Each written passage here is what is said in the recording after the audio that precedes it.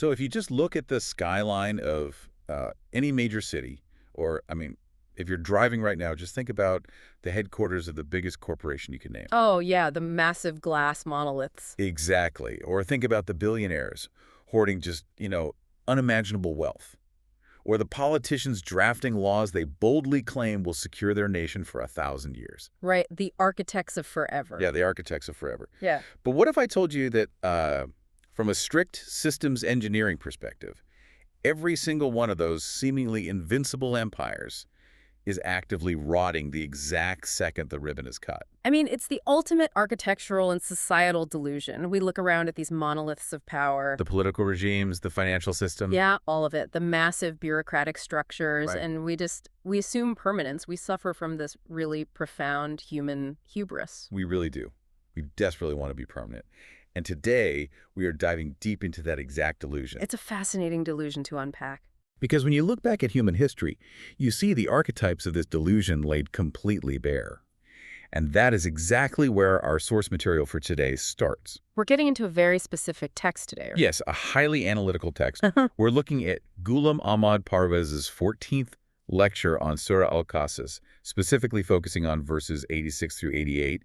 And the text actually isolates 3 historical archetypes to prove this point about systemic decay. Right, the big 3. Exactly. First, you have Pharaoh. He is, the ultimate symbol of the untouchable political and military empire. The absolute peak of state coercion. Yeah. Then you have Qarun, or Korah, Yeah. as he's known in the biblical tradition. And Qarun built this unfathomable, just world-bending capitalist fortune. So we have politics and we have wealth. And finally, you have Haman, the grand architect of this unassailable religious and bureaucratic hierarchy. So it's politics, wealth, and religion. I mean, that is the historical trinity of control. The absolute trinity of control.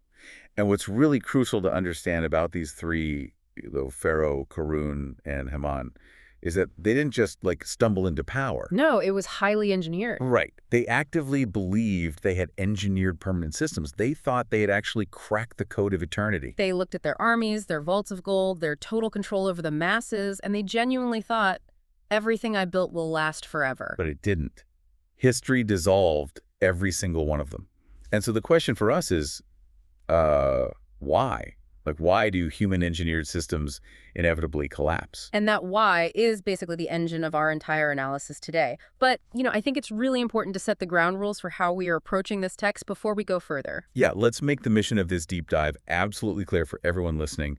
The source text we are analyzing today takes a really unconventional approach. It really strips away all the theological mysticism, which I love. Completely. We are not looking at these verses through, a lens of religious sentimentality. We aren't treating them as spooky prophecies or something. No, we are approaching this text neutrally, exactly as the author intended, which is as master sociologists and systems engineers. Right. We're going to analyze this text as a highly sophisticated manual on civilizational survival. We're essentially looking for the structural mathematics of society.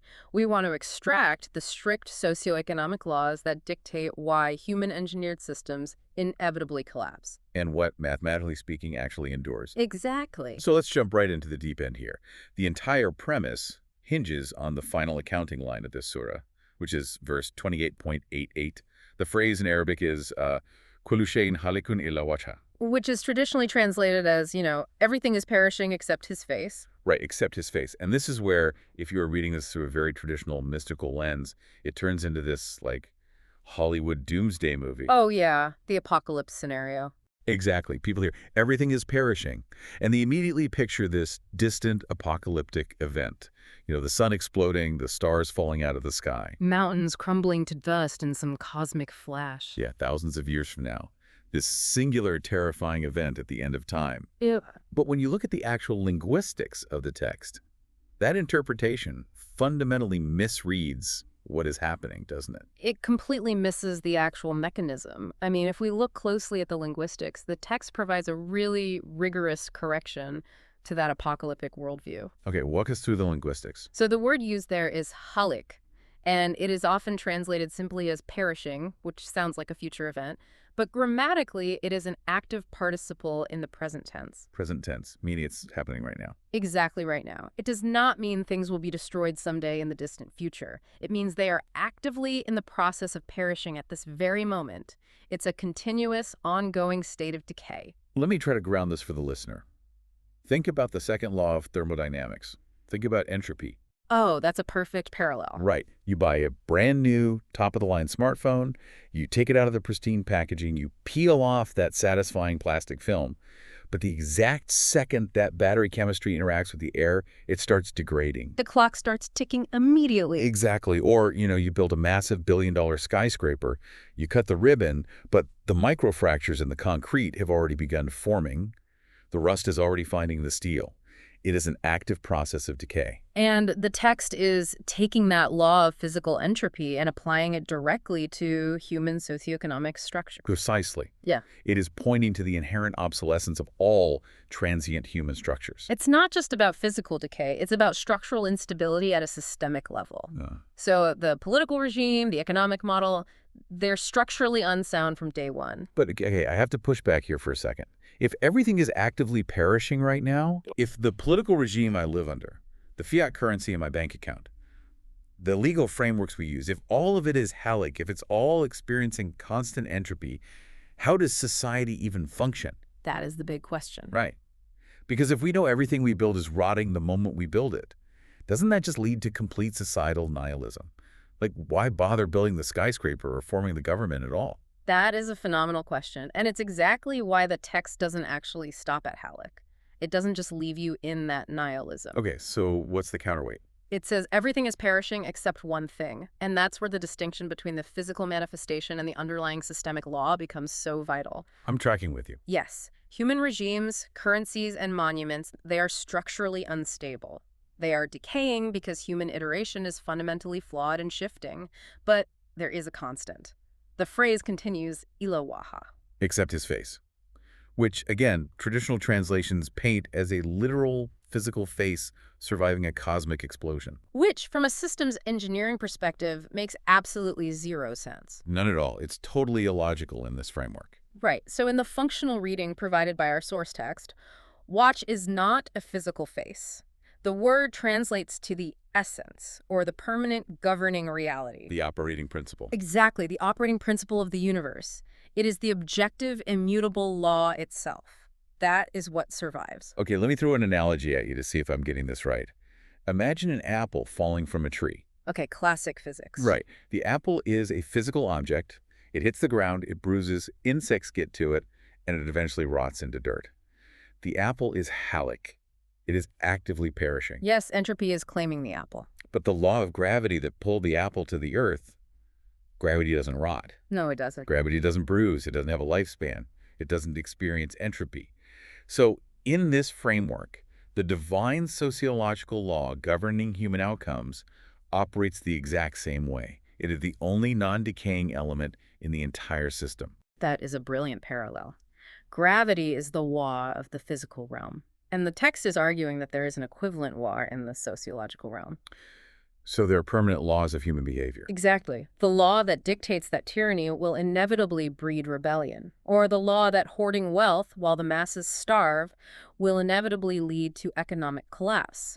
That objective sociological law does not perish. It just sits there operating in the background. Right. It is the enduring reality that survives the collapse of every single pharaoh and every single Qur'an throughout history. The empires rot, but the law that dictates their rotting remains permanent. So Pharaoh's empire was halic. It was decaying the very moment he enslaved people to build it. Correct. But the law that eventually broke his empire, that was the wash. That is the permanent essence. Precisely. Wow. That is profound. I mean, it completely shifts how you view history. But it also creates a massive dilemma for us, right? The people actually living inside the system. How? Well, if we are trapped in a world where every single structure we build is actively perishing, how do we engage with this permanent law? Like, how do we build anything of value? And this brings us to the architecture of revelation, or what the text calls the relationship between the human agent and the objective blueprint. Okay, break that down. Where do we see that in the text? Verse 28.85 gives us the exact setup. It says, "He who imposed the Quran upon you will return you to a place of return." And the Arabic word for that place of return is mad. Let's dissect the word imposed there, because that's a really strong word. It implies something mandatory, something you can't escape. It does. It signifies that this message, this objective law we're calling the wash, is made obligatory on the human agent. So it's not a suggestion. No, it is not presented as a polite suggestion or, a philosophical option among many.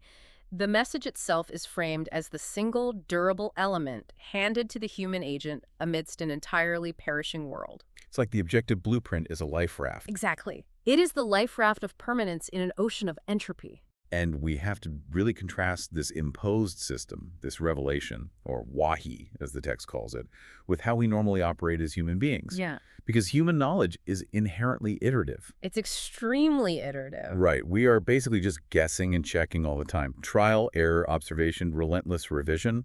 We try feudalism. It fails. Exactly. We try unregulated mercantilism. And collapses. Right. We try a new political system. It works for maybe a few decades. Then it becomes totally corrupt, and we try to patch it with new legislation. We are constantly just patching a sinking ship. And the problem with human iteration isn't just that it's slow or clumsy. The core issue, according to the sociological reading, is that human knowledge is fundamentally tainted. Tainted by what? By our own psychology. Mm-hmm. It is always colored by internal biases, emotional desires, and what the source text brilliantly refers to as inner coloring. Inner coloring. I really love that phrase. It perfectly describes human bias. It really does. When a human being or, a committee of human beings writes a law, they are either consciously or subconsciously protecting their own interests. They can't help it. Right. They're reacting to their own fears, protecting their own wealth, or securing their own power base. Even the absolute most well-intentioned human legislation has this inner coloring. That makes total sense. If I am a billionaire writing tax policy, I'm going to have some serious inner coloring about capital gains taxes. I might tell myself I'm being objective, but I'm not. Exactly. You are protecting the perishing assets. But Revelation, as described in verse 28.86, operates on a completely different axis. How so? The text explicitly states that this blueprint arrived without the human agent's prior expectation, desire, or effort. So it wasn't the result of human iteration. No. Moses didn't sit in a socio-economic laboratory for 40 years and deduce the moral framework of the universe through trial and error. It was an objective drop. It was given to him from entirely outside the human system of bias. So it is the only data set not corrupted by human desire. Exactly. It's a pristine blueprint. But wait, I have to stop you there. This is where I really struggle with this concept. Lay it on me. If this objective law is so mathematically perfect, if it is completely free of human bias and guarantees societal stability, then why does history look like a graveyard of failed righteous movements? Ah, the friction. Yes, the friction. If the blueprint is flawless, why does the human agent, the person actually trying to implement it in society, face such intense, violent sociological friction? That's a very fair question. Like, why didn't everyone in Egypt just look at Moses and say, wow, this is a mathematically perfect, unbiased blueprint for a stable society. Let's build it immediately. Why do the agents always get completely crushed by the pharaohs? Well, see, that isn't a flaw in the law. That friction is actually the core defining feature of the conflict. What do you mean? It is precisely because this law is devoid of human emotional compromise that it clashes so violently with the vested interests of the elites. Ah, because the elites rely on the bias. Exactly. Think back to the archetypes we mentioned. Pharaoh, Qarun, Haman. How do they maintain their power? By rigging the system. Right. Their entire power structure relies on malleable, biased laws. They need to be able to change the rules when it suits them. They need to grant tax exceptions to their allies and legally oppress the underclass. So their survival depends on subjective human law. Yes. So when an objective, immutable law arrives, a law that applies equally to the king in the palace and the peasant in the field, it threatens the very foundation of elite power. Because they can't manipulate it. Exactly. They cannot bribe an objective law. They cannot lobby gravity. Wow. Okay, so the friction isn't because the law is bad or impractical. The friction exists specifically because the law is unbribable. It's incorruptible. And the elites realize that if this objective blueprint is actually implemented, their inner coloring, their rigged game, is totally over. Precisely. And this is where the concept of MAD, that place of return we mentioned earlier, becomes the ultimate counterweight to that intense friction. So MAD is the guarantee. Yes. The system mathematically guarantees that if the human agent executes this objective blueprint, despite the intense violent friction from the elites, the trajectory of that implementation returns them to the ultimate goal. So the outcome is secure. The outcome of success is baked into the code of the objective law itself. You don't have to invent the outcome. You just have to survive the friction of the process. You just have to survive the friction. But honestly, that creates a massive psychological burden for the agent, doesn't it? It's incredibly heavy, yes. Right. If you know your human-made movements are going to be relentlessly attacked, if you know the elites are going to throw the full weight of their perishing empires at you, how do you keep waking up every day to execute the blueprint? You need a system of operational discipline. Oh, yeah. How do you not just collapse from exhaustion and despair? Well, this is exactly what verses 28.86 and 87 address. They provide the human agent with a strict manual for psychological and operational discipline. Okay, what does the manual say? The text gives very specific warnings. It says, do not be a backer of the deniers and do not let them divert you from the signs. I read this as a masterclass in strict psychological focus.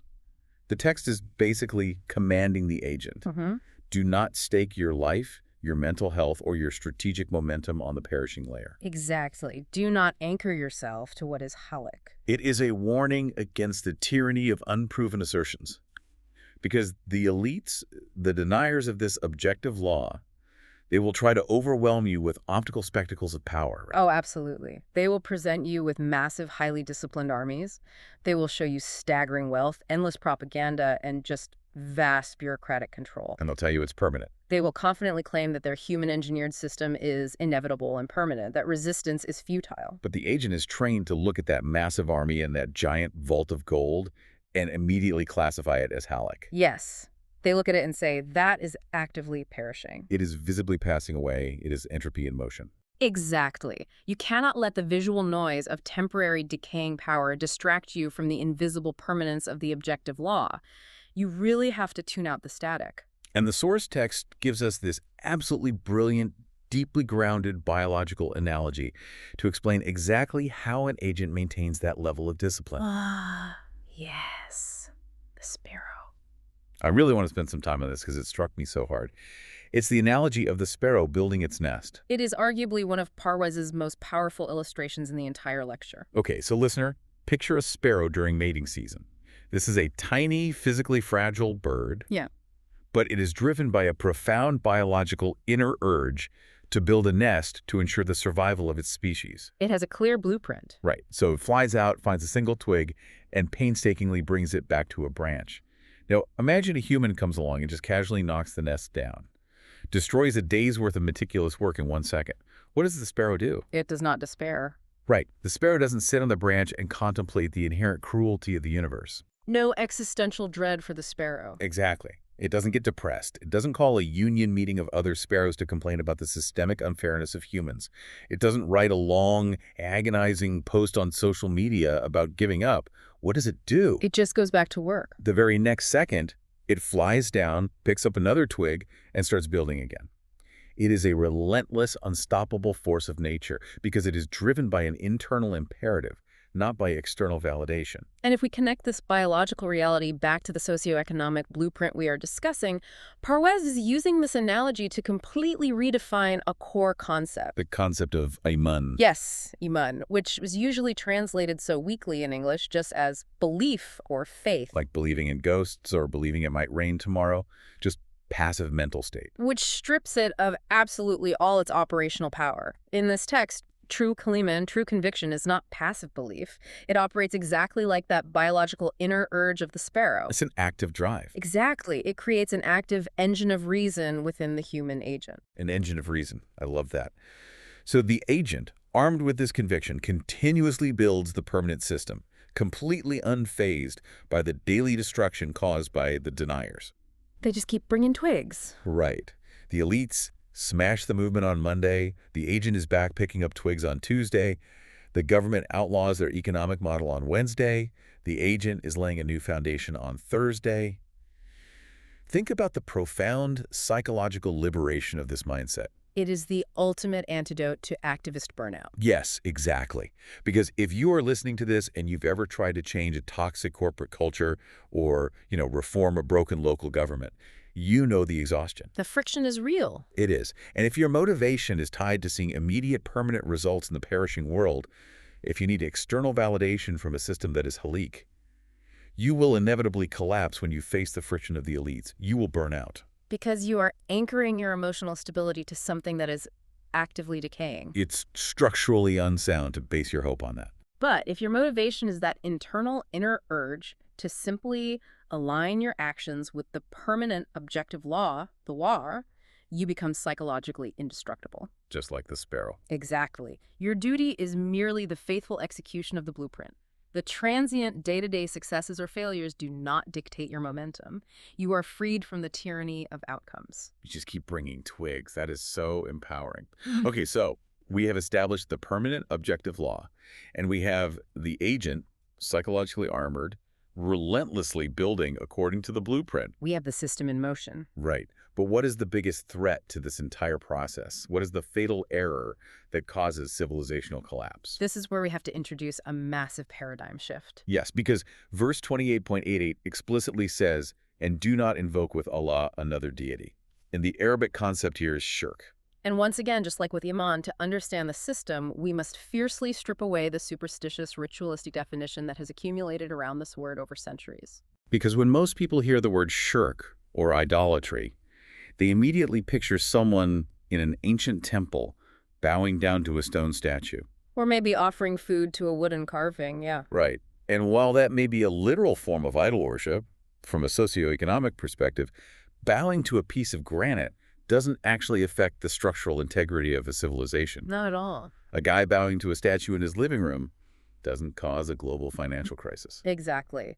According to the source text, shirk is not a personal ritualistic failing. It is a critical, civilization-destroying systemic error. It is the ultimate structural contamination. Yes. In this framework, shirk is defined as the act of mixing immutable divine governing laws with flawed, transient human laws. And then elevating those human laws. Exactly. Elevating those biased human laws to a permanent, unquestionable status. Let's really break that down because it is so crucial. How does this actually look in the real world? Like, how does a modern government or a society commit systemic shirk? Well, think about the history of human governance. What happens when a ruler, a parliament, or a religious council drafts a piece of legislation based entirely on their own biases? They're intercoloring. Right. They write a law that protects their wealth and oppresses their rivals. But they know that if they just stand up and say, I wrote this to protect my money, the people will rebel. No one would accept that. So what do? They claim absolute, unquestionable authority for that human law. They claim it is the divine right of kings. Or in modern times, they might claim it is the unquestionable role of the founding fathers or the infallible dictate of the ruling party. Exactly. They demand absolute obedience by claiming a perishing human-made rule is actually a permanent, sacred law. So they're essentially counterfeiting divine authority to enforce human tyranny. That is exactly what they are doing. They take something that is halik, a biased, temporary human law, and they fraudulently attach it to the wash, the permanent essence. They merge the perishing with the permanent, that is shirk. Yes. And the moment a society does that, it introduces a fatal structural flaw, because you are treating a flawed, decaying system as if it were invincible. Which means you stop adapting. You stop iterating. You brutally suppress anyone who points out the flaws in the system, because questioning the system is now considered heresy or treason. And historically, systems that cannot adapt and that crush internal feedback, they eventually shatter. They always shatter. This redefinition completely changes the game, but, it also raises a massive practical question about human freedom. I know where you're going with this. Right. If declaring a human law as absolute is shirk, then how does a society actually function? If no human being can make a permanent law, what does true human freedom look like in this architecture? Does it mean we just have no laws? Not at all. The text's stance on human freedom is revolutionary, and it answers this exact dilemma. It posits that no human being, no matter how intelligent, wealthy, or pious, has the fundamental right to demand the subjugation of another human being. Let me repeat that, because it's the core of the whole thesis. No human has the right to demand the subjugation of another human. Exactly. True freedom in this sociological framework is not anarchy. It is not the ability to just do whatever you want without consequence. So what is it? True freedom is the absolute, uncompromising refusal to be ruled by the arbitrary whims of another person. Wow. So by submitting only to the objective, immutable law of the system, the wash humans are freed from the tyranny of human dictators. Because you bow to no man. Right. I don't bow to the Pharaoh. I don't submit to Karun's economic blackmail because they are both hellic. They're perishing. They're flawed humans just like me.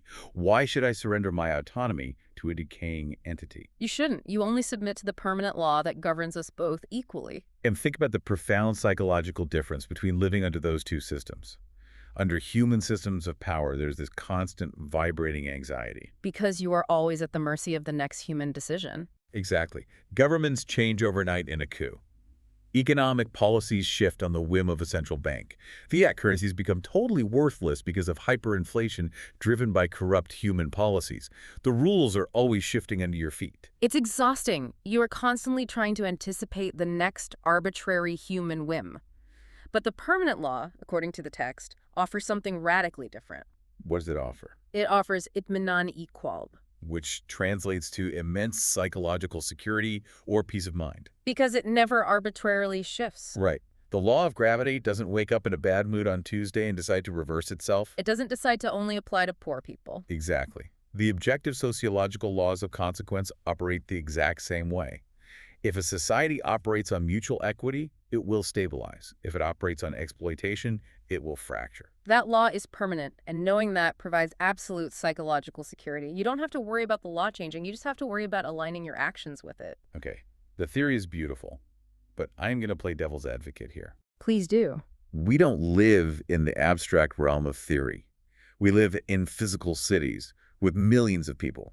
We still need to manage society on a daily basis. True. We have logistics to handle. Right. We need traffic laws. We need zoning regulations. We need administrative tax codes. How do we create and enforce those necessary day-to-day rules without committing shirk? Right. If no human law can be permanent, how do we regulate a highway? Exactly. How do we do that? This is where we introduce the crucial balancing mechanism of the system, and that is Shura. Shura, meaning consultation or mutual counsel. Exactly. The system absolutely recognizes that society requires administration. Human beings can and absolutely must create dynamic, temporary bylaws to handle the day-to-day functioning of civilization. But they have to be careful. Very careful. Because to avoid the systemic contamination of shirk, these bylaws must adhere to two strict conditions. Okay, what's the first condition? First, they must never contradict the immutable core principles of the objective law, principles like justice, equity, and human dignity. So you can't pass a temporary bylaw that legalizes slavery, because that fundamentally violates the permanent objective law of human dignity. Correct. That would be an immediate structural violation. And the second condition is arguably even more important. Which is? These human administrative rules must never be presented as permanent, sacred, or unquestionable. They have to remain flexible. Yes. They are agreements reached through mutual consultation, Shura, and they can and should be changed through mutual consultation when circumstances evolve. Let me give a very mundane example to make sure we've really nailed this concept down. Go for it. Say a city council holds a meeting, a shura, and they agree that to prevent accidents, the speed limit on the new highway should be 60 miles an hour. Okay. Standard administrative rule. Right. That is a human-made bylaw. Yeah. It is temporary. It is adaptable. If cars get safer in 10 years, they can hold another meeting and change it to 70 miles an hour. That is a perfectly healthy, functioning administrative system. No contamination there. But if the mayor of the city suddenly stands up and declares, God has decreed that the speed limit is 60 miles an hour forever, and anyone who petitions to change it is a heretic against the divine order, that is shirk. Precisely. That is the exact moment of systemic contamination. The mayor has taken a temporary, human-engineered solution, infused it with his own inner coloring and desire for control, and falsely elevated it to the status of the permanent waj. He has counterfeited divine authority. And the moment you do that, the society begins to stagnate, oppress, and ultimately perish. This is such a powerful lens for analyzing the modern world. I mean, you can look at historical constitutions, corporate charters, and religious doctrines, and you can spot exactly where the shook is inserted. It becomes very obvious once you know what to look for. You can literally see where humans smuggle their own biases into the system and slapped a permanent label on them just to silence dissent. And that systemic contamination leads directly to the ultimate enforcement mechanism of this entire philosophical architecture. Because the objective law isn't just a passive set of guidelines, right? No, it has an active, inescapable enforcement engine. And this brings us to the law of requital, or mukafat el-amal. The final equation of the Surah, verse 28.88, ends with the phrase, Lahu al-hukmu ilayhi turjaun, which translates to, His is the decision or governance, and to Him you are returned. This is the operational engine of the wash. The law of requital, mukafat el-amal, is a closed-loop system of absolute consequence. A closed loop. Yes. It is the sociological equivalent of Newton's third law of motion. For every action, there is an equal and opposite reaction. It's the physics of sociology. Let's go back to the gravity analogy again. You cannot bribe gravity. Gravity doesn't take checks. Right. You cannot hire a team of expensive lawyers to find a loophole in thermodynamics. If you confidently step off a 100-foot cliff, it doesn't matter if you are a peasant or a billionaire, you are going to fall. Gravity processes everyone the same way. Exactly. And the sociological law of requital guarantees that every single human action and every single systemic policy has a precise, inescapable consequence built into the very fabric of reality. Consequence is simply not optional. It is not something you can evade with enough PR or enough military force. It is the return path built directly into the system. And to Him you are returned. Yes. Everyone and every system is eventually routed back to this exact law for a final settlement of accounts. Let's look at how this plays out in the narrative arc of the entire Surah. We started with the historical archetypes. Pharaoh, Qarun, and Haman. Right. You have the political tyrant, Pharaoh. You have the capitalist monopolist, Qarun. And you have the reformer agent, Moses. They are operating in vastly different spheres, utilizing vastly different strategies. But the law of requital processes every single one of them. Exactly. They are all ultimately routed back to this exact same mechanism for settlement. It is the ultimate equalizer. Think about Pharaoh. He had the most disciplined military machine of the ancient world. And think about Qarun. The text explicitly describes him as possessing wealth so vast that the keys to his vaults were a burden for a group of strong men to carry. But when their systems began to collapse under the weight of their own systemic oppression, what happened? They tried to post bail. They tried to use their perishing Halik currency to save themselves from a permanent systemic consequence. Which is mathematically impossible. Right. Pharaoh tried to use his chariots. Qarun tried to use his gold. But you cannot use temporary power to evade permanent laws. The feedback loop is inescapable. The system dissolved them, not because of a magical lightning bolt from the sky, but because their structures were mathematically out of alignment with the objective law of human equity. It is pure structural mathematics. If you build a society on a foundation of exploitation, where a tiny elite hoards the wealth and the masses are deprived of basic human dignity, the law of requital ensures that the structure will generate overwhelming internal friction. It will eventually collapse under its own systemic weight. The consequences are baked into the starting conditions. It reminds me so much of the 2008 financial crisis. Oh, that is a prime modern example. Right. We built a massive, seemingly invincible system of subprime mortgages, basically a modern-day Qarun structure, built entirely on exploitation and illusion. And it looked absolutely permanent to the people running it. It did. But the mukafati amal of economics, the objective law of value and debt, eventually asserted itself. The fiction dissolved, and the entire system collapsed. The architects thought they were gods, but they were just building with decaying twigs. Exactly. Empires and fortunes will continue to be built by ambitious human beings. They will create astonishing optical spectacles of power, and they will continue to perish. The change, the rise and fall of these helix structures is constant, but the law that dissolves them, that remains permanent. So let's synthesize this entire deep dive. We've gone on quite a journey today. We covered a lot of ground. We really did. We started with the linguistics of perishing Halik and the realization that everything human engineered is in a state of active decay. We explored the psychological resilience of the sparrow, driven by an inner urge rather than external validation. We redefined the ancient concept of shirk as a fatal systemic contamination counterfeiting divine authority to enforce human tyranny. And we arrived at the inescapable mathematical law of requital. So, what does this massive sociological manual mean for us right now, today? The permanent principle of civilizational survival is staring us right in the face. Everything constructed purely on the transient layer, everything built to serve human ego, bias, and control is engineered to perish. It's all halik. Yes, Pharaoh's empire and Qarun's fortune are not just historical bedtime stories. They are highly detailed cautionary diagrams of structural failure. They are blueprints of what not to do. They are the ultimate examples of bad systemic architecture. And the text is warning the agent, warning us not to anchor our lives, our societies, or our mental health to that which is actively decaying. We have to anchor ourselves to the governing law. And what's truly amazing, from a structural standpoint, is how seamlessly this text sets up the very next chapter in the Quran. We've been in Surah Al-Qasas. The very next chapter is Surah Al-Ankabut, which translates to the spider. The imagery is brilliantly connected. Think about that visual. You have all these massive systems built on transient human-engineered power. You have the political maneuvering of modern pharaohs. You have the vast wealth hoarding of modern Qaruns. They build these sprawling, complex networks of control. Right, and they look absolutely terrifying and invincible to the people trapped inside them. But from the perspective of the permanent law, from the perspective of the Wash, what are they? They are ultimately as fragile, as delicate, and as easily swept away as a spider's web in the wind. A spider's web looks like a miracle of engineering to the insect caught in it. It feels like an inescapable prison of steel cables. But a single objective gust of wind destroys the entire structure instantly. Yes. Human socioeconomic systems built on shirk, built on exploitation, and the false permanence of human bias are the exact same. They look invincible until the law of requital blows through.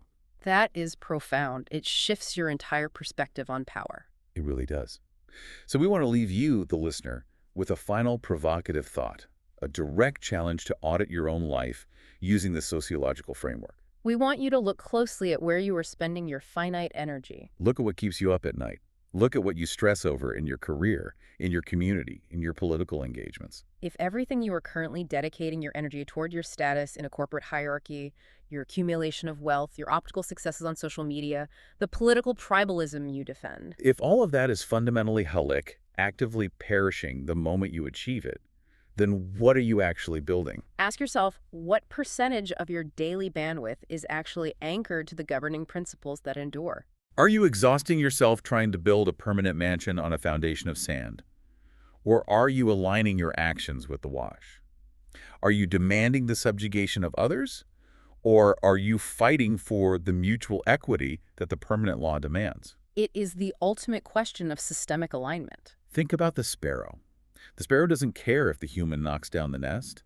It only cares about the internal imperative to keep building according to the blueprint. What is your inner urge actively building right now? Because the historical archetypes prove one thing with absolute mathematical certainty. The universe is merciless to structures built on human hubris. Keep bringing the twigs. Keep questioning the unquestionable blueprints. And we will see you on the next deep dive.